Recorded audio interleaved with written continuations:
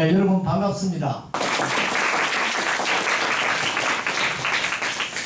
네, 오늘은 그 학교 요청으로 인해서 경산의 삼성현, 여러분 아마 삼성현이라는 생소한 그런 단어로 생각이 됩니다만, 이 삼성현이 어떤 사람인가?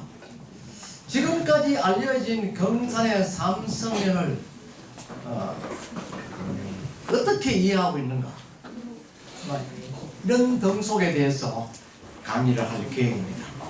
경산의 삼성현, 흔히들 삼성현이라면 성인성자의 어질 현자죠. 그래, 성자와 현자를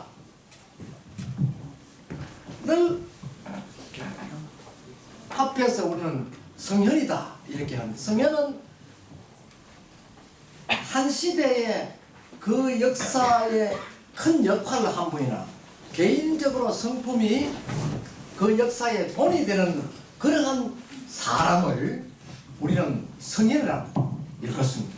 그러니까 경산의 삼성현이라는 세 분의 성현이다. 그럼 세 분의 성현 누구냐?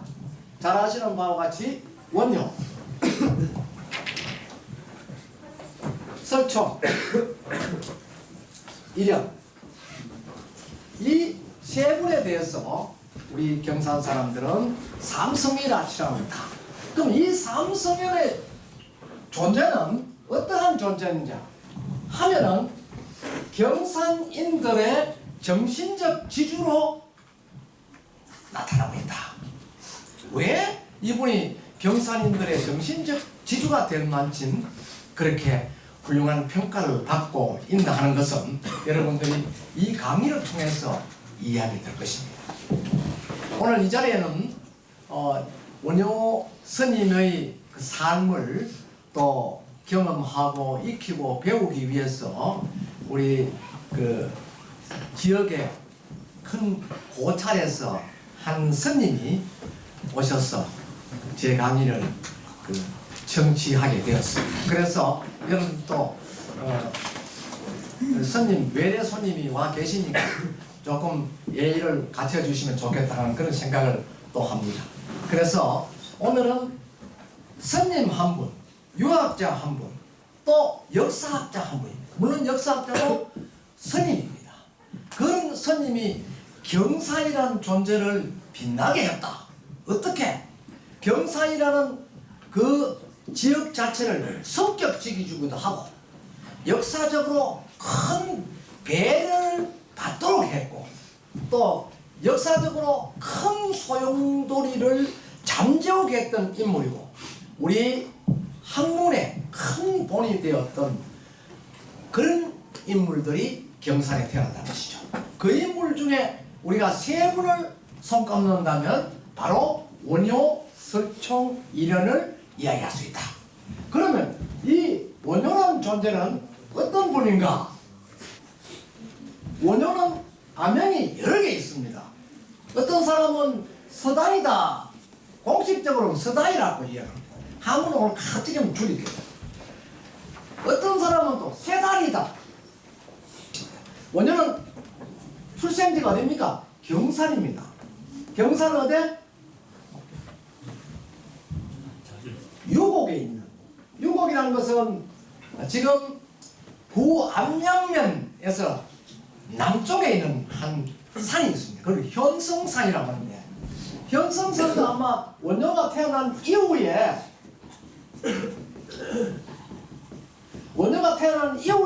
지어진 이름이 아닌가 그렇게 생각합니다. 이 현성산 하에 유곡이라는 지명에서 설씨 문중이 정착하게 됩니다. 그 삼국유사 원효 불기조에 나와 있는 기록을 보면 임피공이라는 분이 나옵니다. 임피공은 원효의 할아버지입니다. 그 다음에 임피공 밑에 원효의 아버지가 설내만하는 벼슬을 가진 설담날입니다. 설담날이 원효의 아버님이 되는데 원효의 아버지는 일찍이 경주로 출사를 해서 지금 같은 한 6급 공무원 정도 공직에 있었던 걸로 알려져 있습니다. 원효의 아버지는 신라의 17관등 중에서 11관등에 속하는 벼슬에 있었다. 그의 벼슬은 바로 내마다 한 것입니다. 내마라는 벼슬은 지금 공무원이 9급부터 시작해 이렇게까지 쫙 올라가는데 이래 비교를 해보면 한 6급에 해당되는 그런 공무원이다. 바꿔 말하면 업사무소나 시에 가면 대장급 공무원에 해당된다는 것이죠. 이분은 경주에서 결혼을 하고 경주의 여인을 얻었습니다. 그 여인이 바로 원효의 어머님이 되죠. 그 친정이 경주라는 것입니다. 그런데 임피공은 혼자 유곡 형성산 아래 자기 생가에서 서당에 훈장 노릇을 했는데 그 일대의 마을의 청소년들을 불러들여서 한문을 가르친 서당 선생으로 알려져 있습니다. 그리고 그 아들은 어머니가 어릴 때 돌아가셨기 때문에 아들은 경주에 나가서 공무원 시험을 쳤겠죠. 경주에 나가서 공직 생활을 하였다. 이렇게 되어 있습니다. 기록에는. 그래서 이 설담날과 어머니 사이에 아기를 가졌던 것이죠. 그런데 사실은 설담날이라는 원효의 아버님은 경주서 생활을 하고 원효의 어머니는 고향에 와서 시아버지인 임피공을 봉양했다. 임피공이 서당 훈장을 하니까 훈장에 하는 일들을 도우고 할아버지를 그러니까 자기 시아버지를 내조했다는 것입니다. 그러던 중에 서로가 떨어져 있으니까 이제 한 달에 한 번씩이라든지 이렇게 서로 이제 주말 부부가 말 부부로 해서 서로 이제 미팅을 하고 이렇게 했는데 원효의 어머니가 아기를 가지게 된 것입니다. 그러다가 10달 가까이 되어서 만삭이 되었는데 원효의 아버지가 자기 부친, 다시 말하면 임피공에게 자기 처의 출산을 맡길 수가 없었다는 것이죠. 그래서 경주에 있는 친정으로 데리고 가기 위해서 유고에 들렸는데 그 아내가 남편의 뜻을 따르고 임피공도 아들의 뜻을 수락해서 결국은 경주로 가게 되었습니다. 삼국사기의 기록은 원효에 대한 기록이 거의 전무합니다. 그러나 삼국유사, 미련스님이 찍은 삼국유사에는 원효에 대한 기록이 아주 소상하게 되어 있고 더 나아가서는 998년도에 편찬한 송나라의 창녀이라는 사람이 있습니다. 이분이 송나라에서 아주 어떤가는 그런 아주 고성입니다. 이 사람이 송나라 당시의 황제의 칙명에 의해서 송나라 우건에 있는 고성 약 650명에 달하는 그런 인물들을 조사해서 송고성정이라는 책을 만들어서 그 속에 수록을 하라는 그런 칙명을 받고 글을 집필했습니다. 그 글 속에는 인물이 이제 원효라는 존재가 들어가게 됩니다. 그리고 특히 원효에 대해서는 아주 소상하게 그 기록을 해두었다는 것이죠. 송고성전에 보면은 원효가 태어났을 때의 행적, 얼굴 인상, 또 행동 거지, 또 자라서 어떻게 활동해왔다. 그리고 청년기에 대해서는 어떤 생활을 해왔다.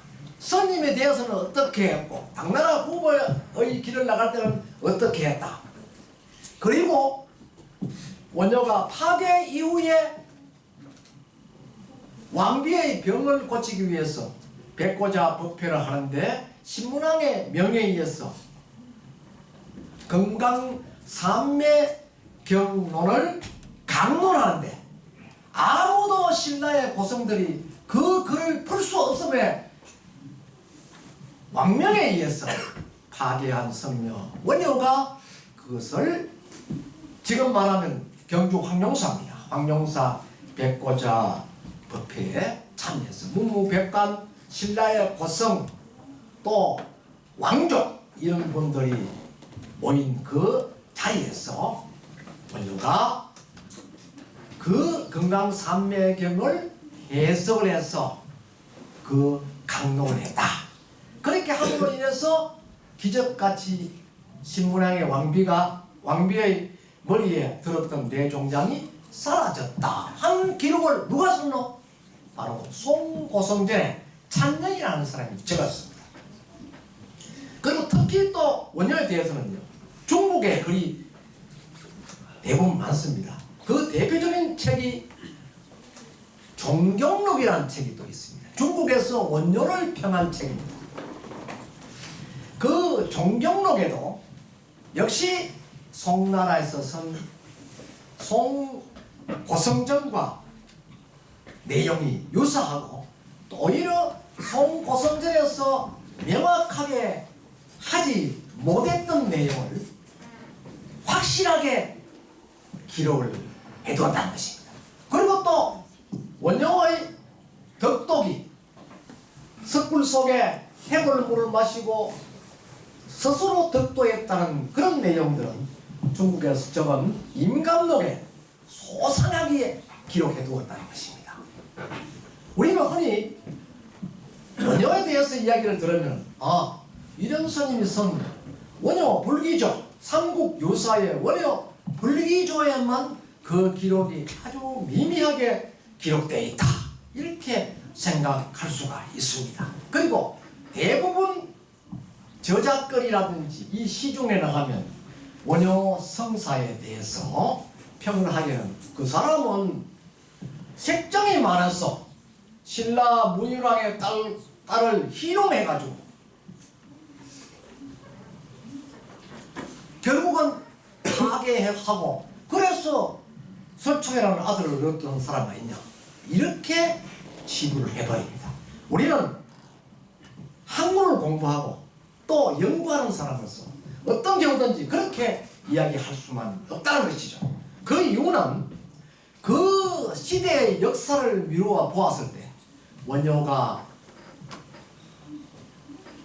그 굴레 속에 들지 않으면 신라의 존재라든지 불교의 존재가 더 이상 나가지 못했던 것이죠. 그래서 원효란 존재는 사실상 이차돈 송유자와 마찬가지로 대성불교라는 거대한 그 불교의 틀 속에 원효는 사실 성교한 인물이다. 학자들은 이렇게 평을 하기도 합니다. 자, 그거는 좀 뒤에 이야기하고.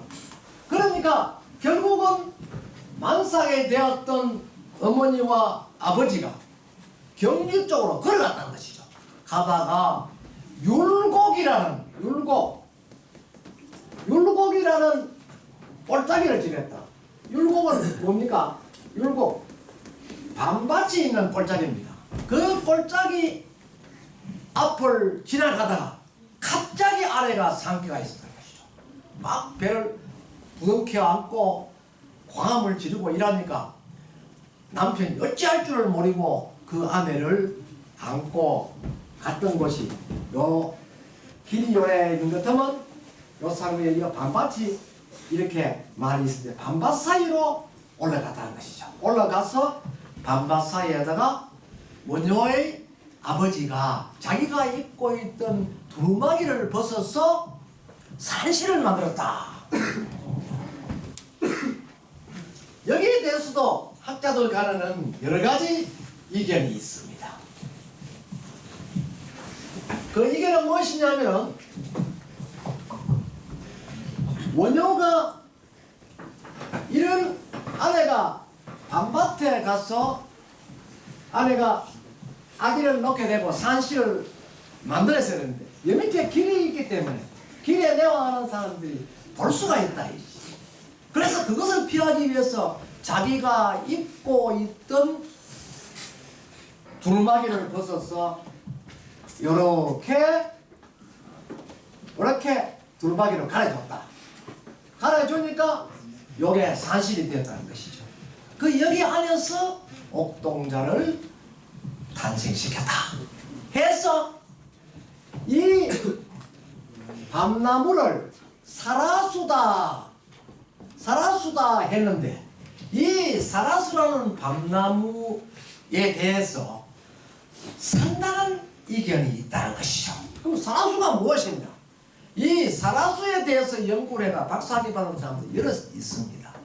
그러나 진실은 이 사라수가 아주 간단한 이름인데 많은 사람들은 사라수에 대해서 인도 뭐대 저 부처님의 나라 그 카필라 왕국에서 뭐 하는 부처님의 탄생기와 같은 이야기니 어떠니 이렇게 여러 설을 대두하면서 자기 나름대로 학문을 주장했는데 실제는 이 사라수라는 것이 뭐냐? 사자가 삼수변에 이렇게 해서 어디 있지 않았습니까? 뭐고? 두루막 사자입니다. 두루막 사자, 이건 장삼 사자 이렇게 이릅니다. 그래서 장삼 자기가 입고 있던 장삼을 어떻게 나자는 뭐고 신락하는 나자입니다. 이게 무슨 나자냐 하면 벌리다, 벌릴 나자. 그럼 쉽게 말하면 두루막을 벌려서 요거는 나무 숫자거든요. 나무에 걸친 곳이다 해서 요거를 사라수다 했는데 당시 한문어 표현은 사라수라고 했는데 이걸 가지고 대단하게 석가모니 탄생과 연계하고 사라상수 또는 무수와 같다 이렇게 주장한 논문들이 시중에 많이 나돌고 있습니다. 우리는 공부를 하는 학생 또 학문을 연구하는 그 전문가로서 바로 알아야 된다는 것이죠. 이 사라수는 물론 불교적으로 이야기하면 아주 경이스러운 나무다 이렇게 이야기할 수가 있습니다. 그리고 원효가 훗날 스님이 돼가지고 이 자리에 절을 지었어요. 절을 지었는데 이 절 이름도 사라암이다 이렇게 명명했다고 합니다. 그 원효가 그곳에 자기가 탄생하였던 그 자리에 암자를 짓고 암자 이름을 사라암이라고 명명한 데 대해서는 상당한 그 깊은 메시지가 있다는 것이죠. 그것은 어머니에 대한 어떤 모정을 깊게 하는 그런 의미도 부여할 수 있고 당시 신라 불교를 평하는 그런 깊은 뜻도 있다는 것입니다. 그래서 어쨌든 이 사라수 밑에 절이 사라암이 되었다 하는 것이고 이 사라수는 밤나무에 산실을 만드는데 그 형국이 두루마기를 벌려서 산실을 만들었기 때문에 그 나무를 사라수다 했다. 거기서 달린 밤은 사라유리라 했다. 삼국유사에 보면요 원효와 밤의 사라유리에 대해서 설명해 놓은 글이 또 나옵니다. 거기에 보면 원효 사라암에 근무했던 스님이 사실상 이제 그 밑에 노복을 데리고 이제 절을 운영했는데 노복들이 청소도 하고 뭐 주에 밭도 김도 메고 이래 하니까 노복들한테 이제 밥을 주는데 어떻게 하냐면 하루에 2톨씩 밤을 2톨씩 줘요. 여기 일대에서 나는 밤을 2알씩만 줬다. 그런데 이 산호들이 밤 2알을 주고 우리 스님이 우리를 소같이 부른다 하면서 자인 관가에 가서 고발을 하는 거예요. 그게 그대로 삼국유사에 기록되어 있습니다. 고발하는데 그 관가 사또가 밑에 있는 그 아전들을 시켜가 현장 조사를 시켜봐라 이렇게 했는 것이죠. 조사 결과 산호 둘이가 불려왔어요. 판결을 합니다. 불려와가 사또 앞에 스님하고 같이 섰는데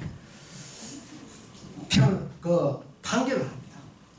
너희들이 하루 종일 열심히 일하고 받은 밤이 분명히 2알이라는 것은 확인되었다.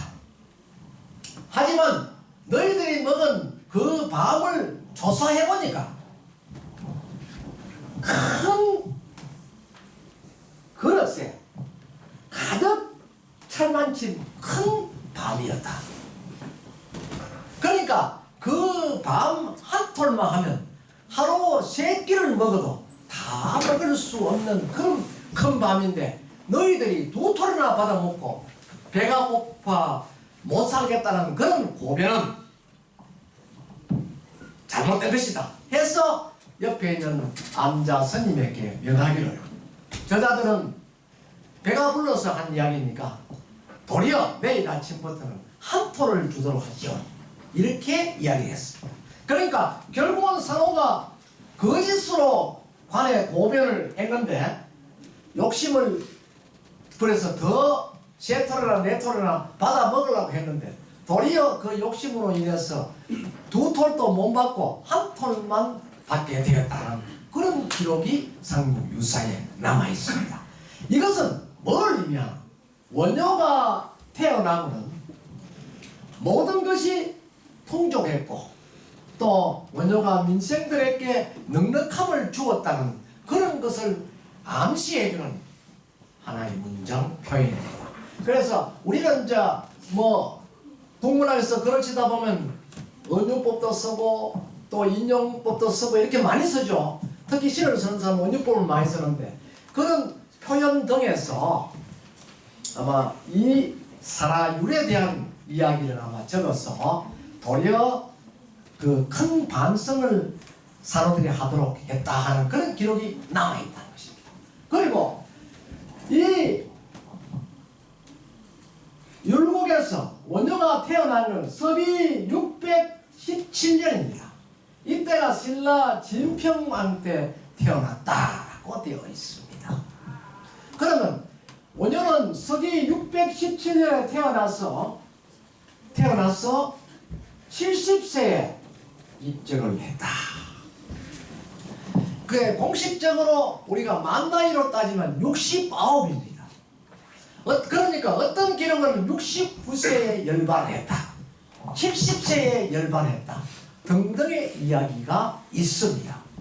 그러니까 원효는 처음에는 뭐 했느냐? 자라면서 할아버지 임피공이 늘 원효를 훈육할 때 강조했던 것이 뭐냐 하면은 원효의 미래에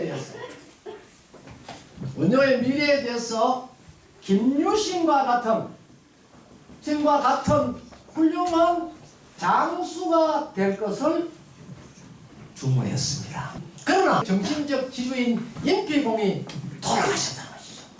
뒤늦게 그의 무덤을 찾아가서 엉엉 우면서 할아버지의 뜻을 따르지 못하겠다 하면서 통곡을 하고 있을 때 어떤 스님이 옆에 와서 그를 위로했다.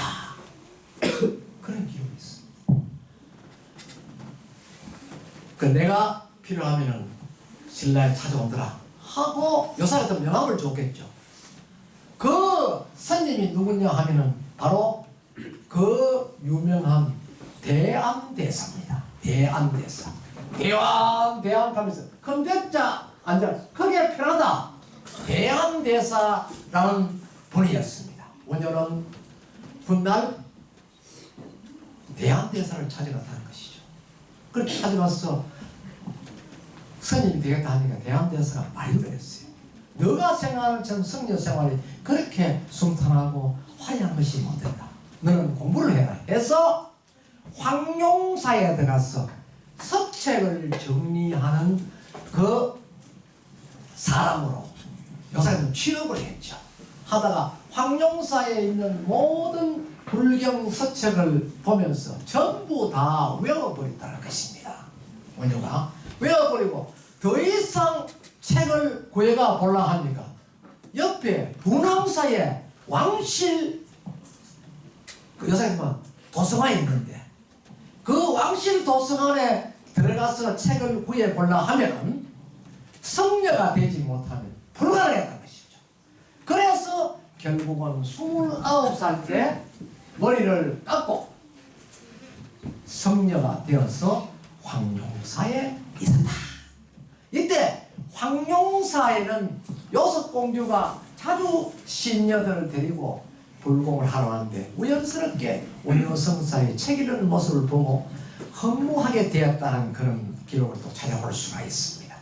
그러한 제 기록들이 인연이 됐죠. 그러다 일단 끝이 납니다. 원효가 32살 때 그보다 12살 아래인 어상대사와 함께, 어상은 신라의 왕족 성녀입니다. 그 소승불교의 그 성녀죠. 왕족 출신 성녀인 어상이 원효대사에게 제안합니다. 스님, 우리가 이 좁은 신라 땅에만 있지 말고 저 큰 나라 중국에 가서 불법을 공부하고 옵시다. 이런 제안. 그래서 원효도 생각해보니까 그 일리가 있다 싶어서 두 사람이 중국으로 가는데 저쪽에 수나라 국경 경비대인 데까지 올라가는데 기록에 보면 간첩으로 오인을 받아가 일주일 동안 갇혀 있었다. 그러다가 신분이 확인되고 이래서 다시 추방되는데 신라로 돌아왔다고 되어 있습니다.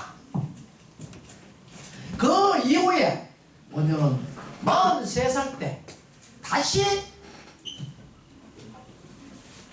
당나라 의상대사와 같이 가기로 결심하고 올라가다가 당항성 부근에 가서 큰 비가 오고 이래서 그날 밤을 하룻밤을 산 기슭에 있는 큰 토굴 속에서 들어가가지고 비를 피하고자 했는데 낮에 너무나 오랫동안 걸음을 걸었고 이래서 피곤한 나머지 금방 잠이 들었다. 한데 자정쯤 되었어. 갑자기 목이 말랐어. 평소에 성녀들이 조롱박 같은 걸 차고 다닙니다. 그죠? 그 물도 넣고 이래 타고 다니는데 그 조롱박을 꺼내어서 자다가 목이 말라서 물을 먹었는데 참 감노수더라. 그렇게 달고 시원할 수가 없었다. 그래 원효는 목을 죽이고 시원다 하니까 옆에 자던 의상도 깨가지고 스님 저도 한 모금 마십시다. 같이 먹었다. 그러고는 잠을 길게 자는데 요사도 한 10시쯤 되니까 그 토굴 속에 이 토굴이 이래야 되는 것 같으면 여 토굴이 자는 햇빛이 이만큼 돌아보니 환하니까 야래 불 안에 게 다 보이잖아요. 그때 눈이 부셔서 깼는데 문득 일어나서 자기 주변을 살펴보니까 석은 시체들이 널려 있더라. 원효가 밤에 들이켰던 그 박 속에 불은 원효 무릎팍 앞에 있는 해골 속에 들었던 석은 시체물이었다. 그런데 어떻게 그렇게 시원하고 맛이 있었느냐. 하지만 원효는 본능적으로 그 물을 보고 구역질을 하면서 밖에 나가 올리고 막 이렇게. 의상도 그 소리에 놀라서 일어나 보니까 주변이 그렇거든. 또 올리고 난리치게. 그래가 몇 시간 동안 냉물에 씻고도 역시 계속 구역질이 나고 이런데 문득 원효는 하나의 깨달음을 그 자리에서 얻게 되었다. 뭐냐? 어젯밤에는 그렇게 시원하던 물이 내가 아침에 그 해골물이라고 생각하니까 왜 그렇게 구역질이 나느냐? 이거는 도저히 있을 수 없다. 모를 때는 참 맛있고 시원한 물이 알고 나니까 왜 이렇게 더럽게 느껴지고 구역질이 나느냐. 이래 하다가 문득 깨달음을 가졌는데 그것이 뭐냐 하면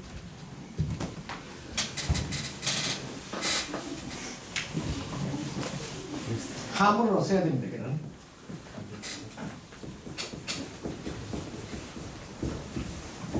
일체유심. 일이죠. 절자도 일체로 일인데 일체 유심입니다. 모든 것은 일체는 모든 의미입니다. 전부 다 일체는 마음에 우려난다. 마음에 있다.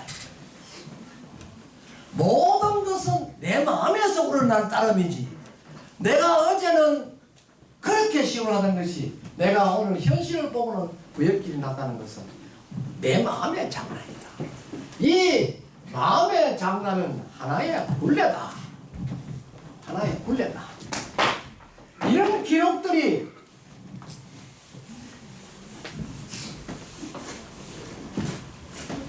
원효불기라는 불기라는 기록에 있습니다. 불기는 뭐고? 아니 불자, 굴레 불자. 걸림 굴자, 걸레자, 불기. 아니 불자, 굴레 기. 그래서 모든 것은 굴레가 없다. 왜 없느냐? 내 마음속에 있을 따름이지 없다. 이렇게 생각하고 의상은 중국에 공부하러 가 환경 종주가 되고 원효는 다시 신라로 돌아왔다는 것이죠. 여러분 오늘 강의는 여기서 마치겠습니다. 고맙습니다.